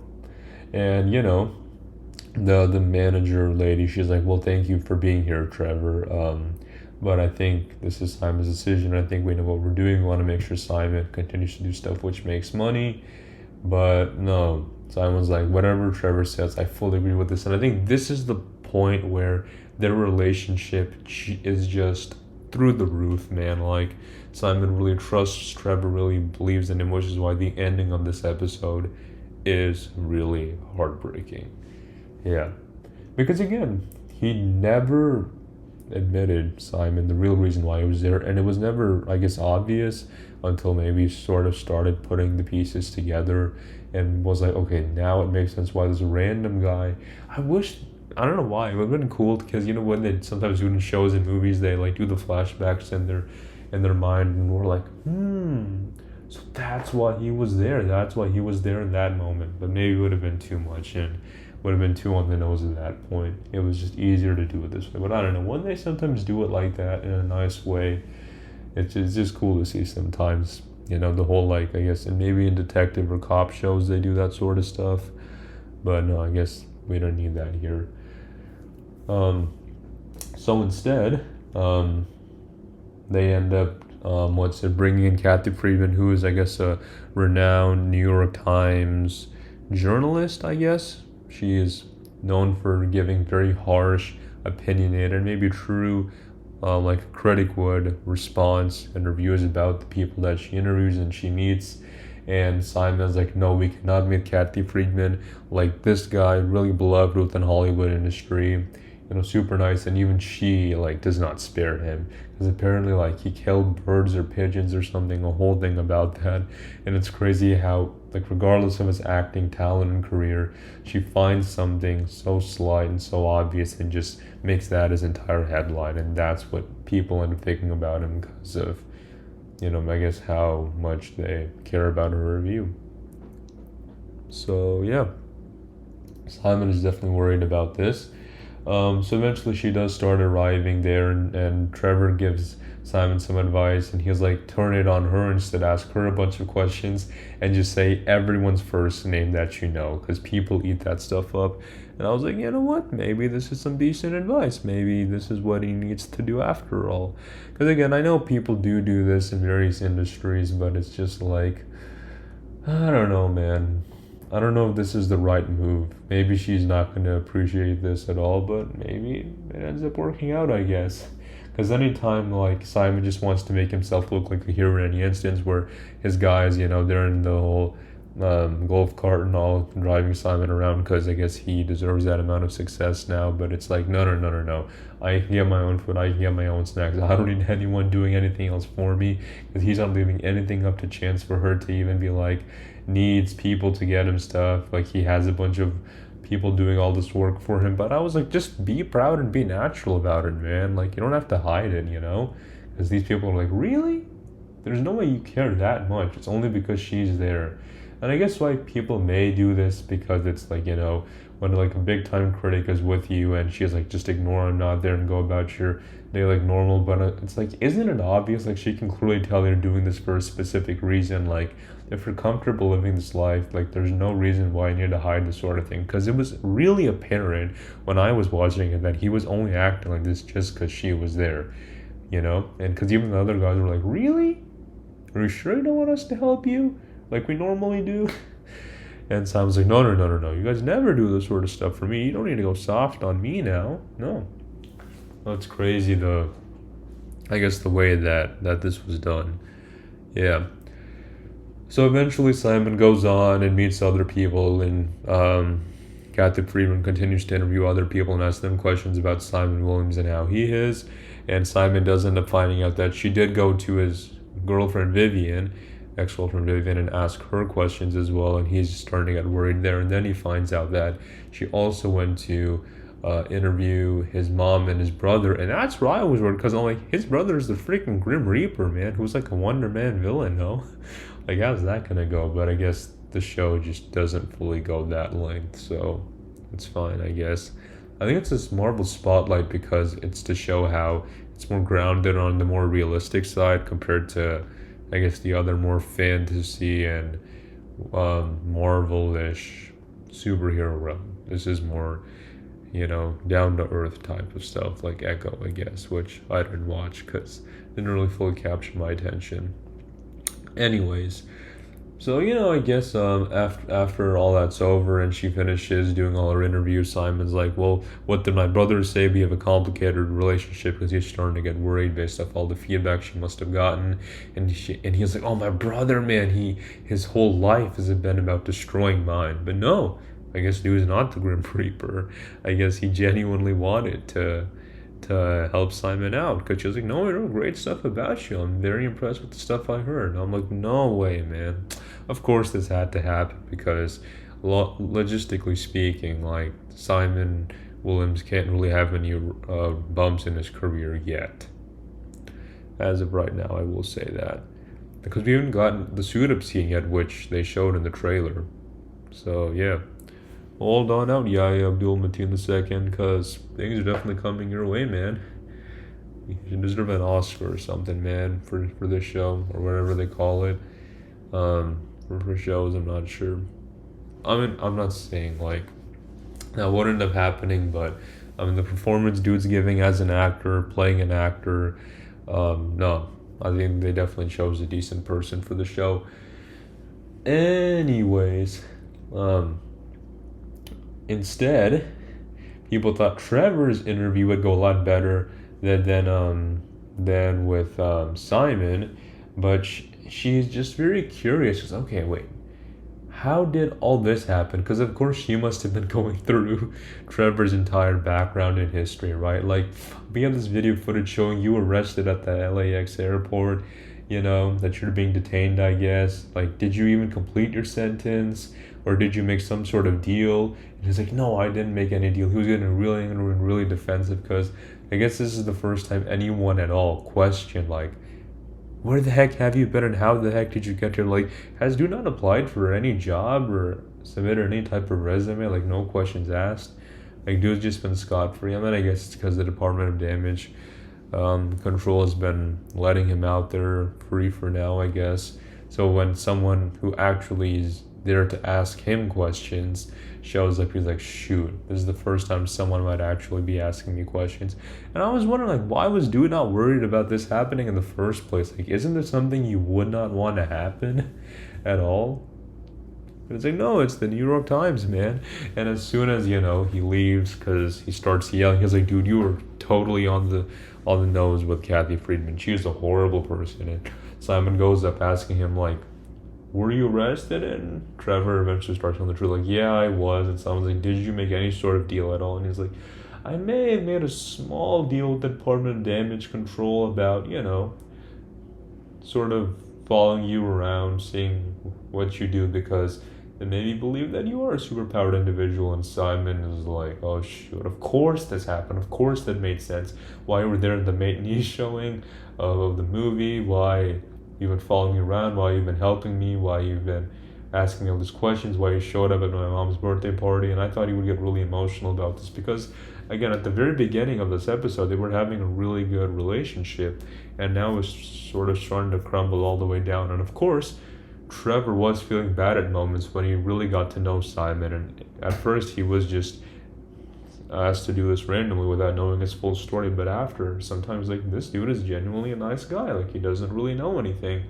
And it's interesting how they made the freaking Mandarin like a guy who has a heart. It's crazy to see his journey through all of this. Yes, I know he was always an actor, but if you told anyone, like, when the first Iron Man 3 trailer came out, that in 2026 this is what would be happening, I just don't even think they would be able to comprehend any of this at all. And Iron Man 3 would definitely not have made $1 billion at the box office, I'll say that much. Yeah, maybe would have, who knows. But yeah, I mean, it was a rough moment, and Trevor tries to be like, don't worry, Simon, I can find some way to fix this.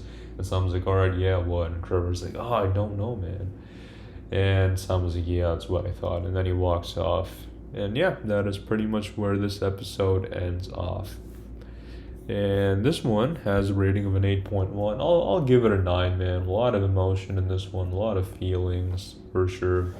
So definitely enjoy that one. Like, the last 2 episodes for me really did it.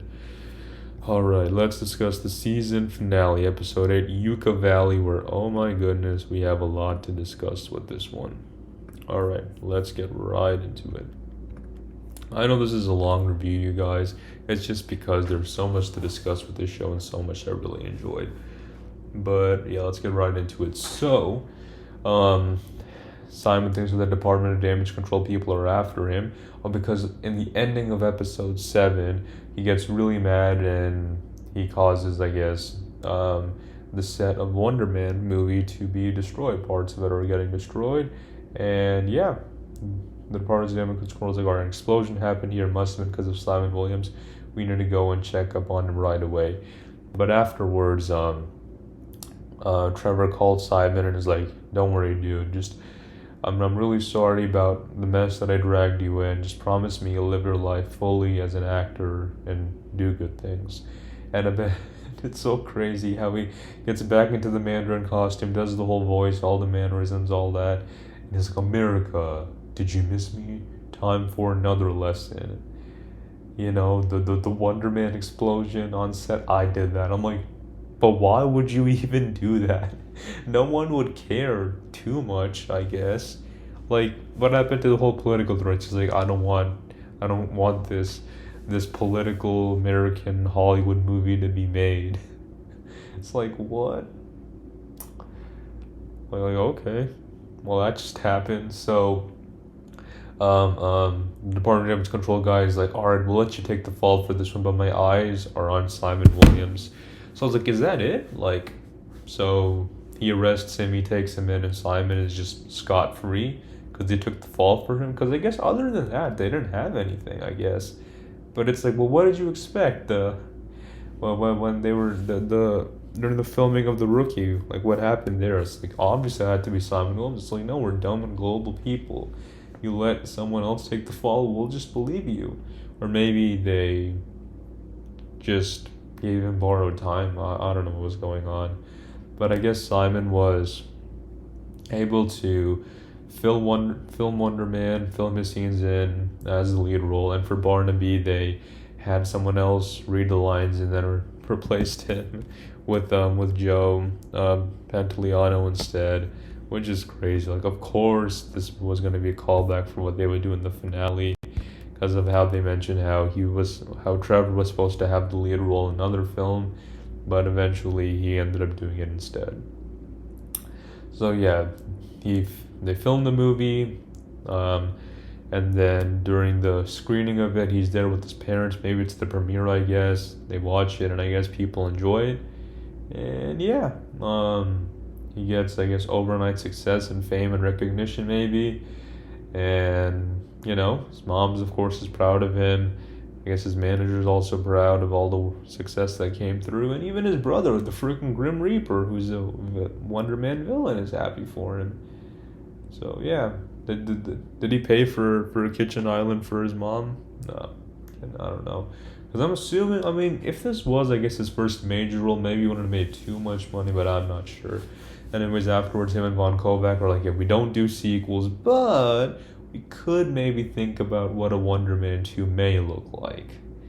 So it's funny how they discussed that topic, because it's like, we don't do sequels, but we might think about them and what they could be like, but we just leave it up for fan fiction. We don't press the green light on that just yet.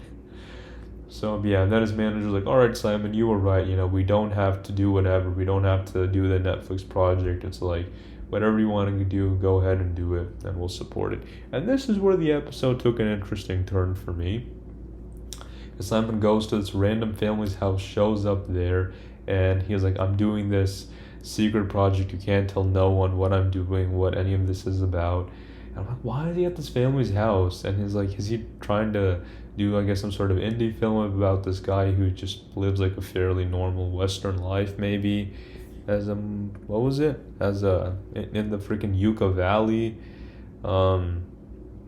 like people who get more of like this Midwestern upbringing, I guess, or maybe Southern upbringing. I don't know where they're at, man.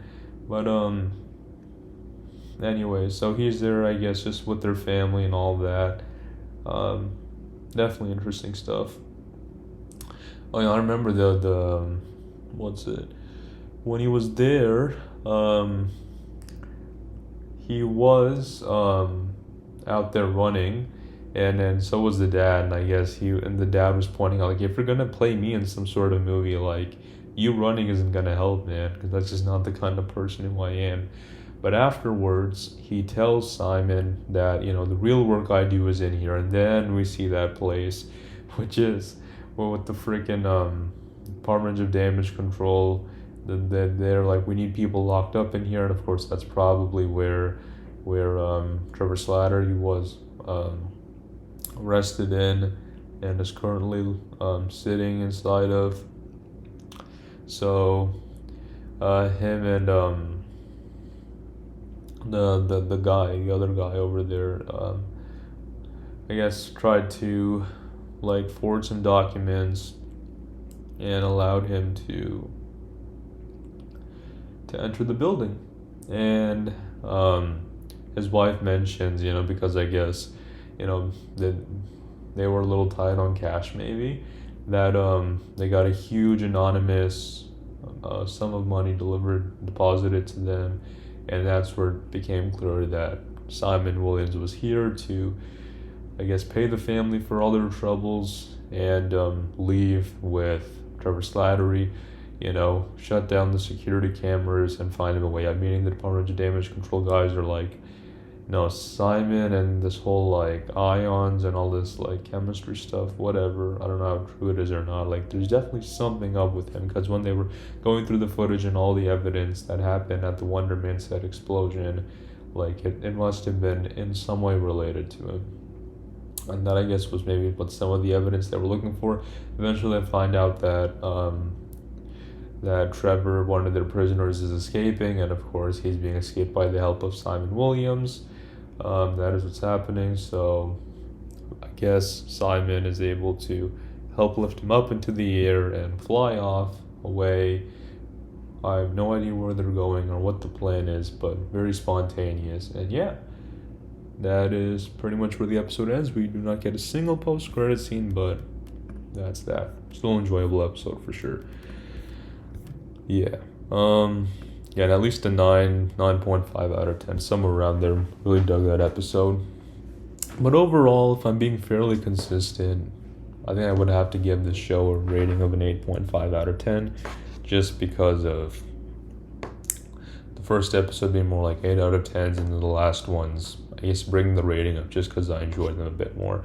But all of them were fun.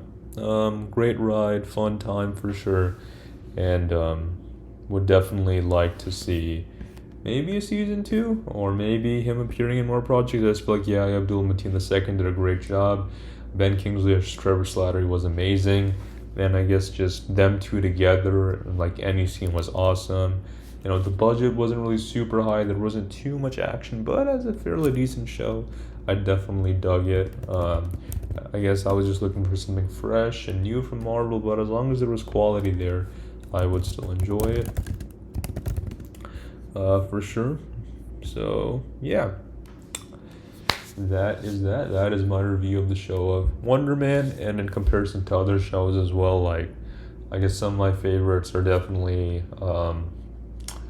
WandaVision, Loki, Moon Knight, and also Hawkeye. I enjoyed that one at times as well. Those are like the ones I enjoyed as well, and I have various ratings for them as well. This one kind of sits a little bit above average at an 8.5 out of 10, so yeah, I definitely enjoyed this one for sure. But I think that's about it, you guys. I'm going to end the video right around here. Thanks for sticking until this end of my 2 hours review of Wonder Man. And that's about it, you guys. Eagle Reactor is out. Take care, and I'll see you guys next time. Thanks for watching.